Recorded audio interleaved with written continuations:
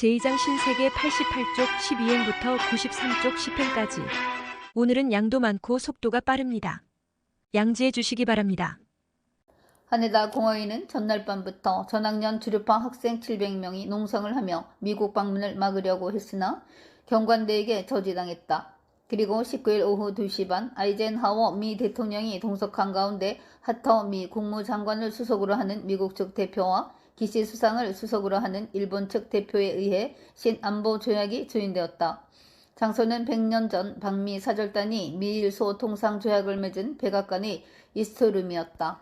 그 자리에는 미 합중국 군대의 일본에서의 지위를 결정한 지위협정을 조인한 외에도 부속 문서도 교환했다. 신안보 조약 즉 일본과 미 합중국 사이의 상호협력 및 안전보장 조약은 전문과 10조의 본문으로 되어 있었다. 신조약에서는 조약의 기한도 10년으로 정해져 있었다. 또 미국의 일본에 대한 방위 의무도 명확해서 구안보 조약이 가진 편무성이나 불평등성은 시정이 되었다. 그러나 그 내용은 일본이 군비 증강을 도모하고 미국의 극동 군사 체제의 이익을 담당할 것에 대한 약속이었다. 이와 관련하여 제3조에는 미일 양국은 무력 공격에 저항하는 각자 능력을 헌법상의 규정에 따를 것을 조건으로 유지하고 발전시킨다고 명시가 되어 있었다. 이것은 후에 실시된 제2차 방위계획 등에서도 나타나듯 일본의 군사력을 더욱 강화시키는 것에 지나지 않았다. 미일 양국은 일본의 시정하에 있는 영역에서 어느 한쪽이 무력 공격을 받았을 경우 자국의 평화 및 안전을 위협하는 것으로 인정하고 공통의 위협에 대처하는 행동을 할 것을 선언했다. 요컨대 일본에 있는 미군 기지가 공격을 받으면 일본도 방위의 의무를 지고 전쟁에 휘말리기 쉬운 위험을 부담하게 된다. 더욱이 계속되는 제6조는 일본의 방위뿐 아니라 극동에서의 국제 평화 및 안전 유지에 기여하기 위해 일본은 미군이 기지를 사용할 권리를 인정한다고 명기되어 있었다. 그것은 미국의 극동 전략 속에 일본이 포함됨을 의미한다고 할 수 있었다. 이 신안보 조약은 조인 후 비준을 위해 국회에 제출되었다. 중위원회에서 안보특별위원회가 설치되어 실질적인 심의가 시작된 것은 2월 19일의 일이었다. 위원회에서는 원래 이 조약을 수정할 수 있는 권리가 국회에 있는지 없는지로 시간을 끌었다. 더욱이 조문에 명기된 극동의 범위나 미군의 행동에 대한 사전 협의를 둘러싸고 시민은 진통을 겪고 있었다. 거기에 갑자기 부상한 것이 검은 제트기의 문제였다. 전년 9월 가나가현 후지사와의 민간 비행장에 기체를 온통 새까맣게 칠한 국적불명의 제트기 U2 형기가 불시착하는 사건이 일어났다.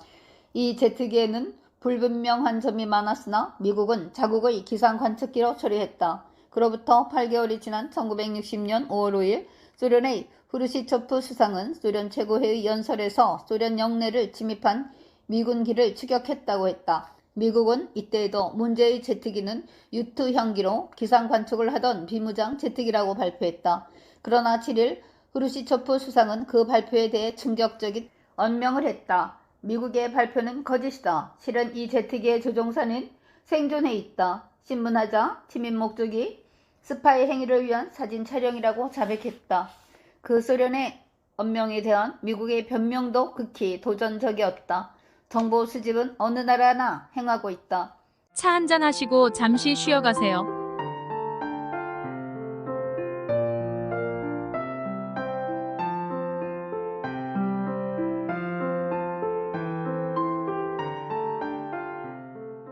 미국은 대량 파기 무게의 기습 공격을 막기 위해 1955년에 미소 영공의 공중 시찰을 제안했으나 소련은 이를 거절했다. 비무장 U2 형기는 자유세계의 국경을 따라 과거 4년간 비행을 해왔으나 그것은 기습 공격에 대치하려고 어쩔 수 없이 실시한 것이다. 1960년 5월 9일에 안보특별위원회에서도 이 문제가 당장 거론되었다. 같은 날 후르시초프 수상은 소련 영공을 침입하려고 기지의 사용을 허용하는 서방 진영의 각국에 대해 소련은 그 기지를 향해 로켓을 겨냥하게 될 것이라는 엄중한 경고를 했다. 그것은 신안보 조약의 체결로 일본이 미소 분쟁에 휘말려 또다시 전쟁의 길을 걷는 것이 아닌가 하는 위기감을 국민에게 고조시키는 경고였다. U2 형기 스파이 사건으로 동서냉전이 뿌리 깊음을 전 세계가 실감했다. 이 1960년은 냉전 해빙의 기대 속에서 막을 연 해였다. 전년 9월 후르시초프 수상은 미국을 방문하여 유엔 총회에 출석하고 동시에 화이트하우스 캠프 데이비드에서 아이젠하워 대통령과 회담했다. 그것은 냉전 14년 만에 처음으로 비치는 긴장 완화의 봄 햇살이었다. 미소가 접근하게 된 배경에는 핵미사일의 개발에서 소련에 뒤진 미국이 위협을 느끼고 있었던 점도 있었다. 또 점령하에 놓여있던 베를린 문제를 둘러싸고 미소의 순회 회담이 불가결한 상황이었음도 사실이었다. 그러나 무엇보다도 핵무기 개발에 혈안이 되어 핵무기 축적을 서로 다투어왔던 냉전의 위험성을 양국의 순회가 자각하기 시작한 것이 분명 최대 요인이었다. 미국의 과학자 라이너스 볼린 박사에 의하면 당시 핵무기의 축적은 인류를 전멸시키는 양의 약 20배를 미국이 그 반수 정도를 소련이 보유하고 있었다고 한다. 유엔 총회에 임한 후르시초프 수상은 4년 동안 세계 각국의 군비를 철폐한다는 구상을 밝히고 그 제안을 총회에 제출했다. 이어 아이젠하워 대통령과의 회담에서는 국제 문제는 무력이 아닌 평화적인 대화로 해결해야 할 것을 서로 약속하고 성명을 세계에 발표했다. 그야말로 시대는 커다란 전환점을 맞이한 것처럼 보였다. 그리고 전 세계인들은 이 1960년 5월 16일부터 5년 만에 파리에서 개최되는 동서의 순회 회담의 평화 공존에 대한 기대를 걸고 있었다.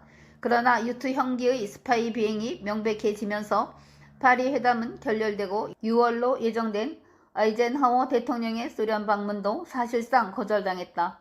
냉전은 반대로 심각해지고 해빙의 계절은 또다시 엄동으로 되돌아갔다. 소련과 미국의 국민은 모두 평화를 원하고 있었다. 그러나 미소의 지도자 사이에는 불신감이라는 서로 뛰어넘기 어려운 마음의 장벽이 가로놓여 있었다. 그것이 스파이 비행기라는 행위를 낳고 그 행위가 발각되자 서로의 끝없는 의심이 드러나 평화의 흐름은 역류하기 시작했다. 야마모토 신니치의 냉철한 눈은 나날의 신문 기사를 예리하게 주시하고 있었다. 긴박한 사태에 그의 마음은 격동했으며 머리는 회전을 거듭하고 있었다. 유투 형기 스파이 사건으로 안보를 반대하는 소리가 차츰 높아지던 1960년 5월 19일에 기시 내각은 일본의 의회 정치에 중대한 오점을 남기는 무모한 행동에 나섰다.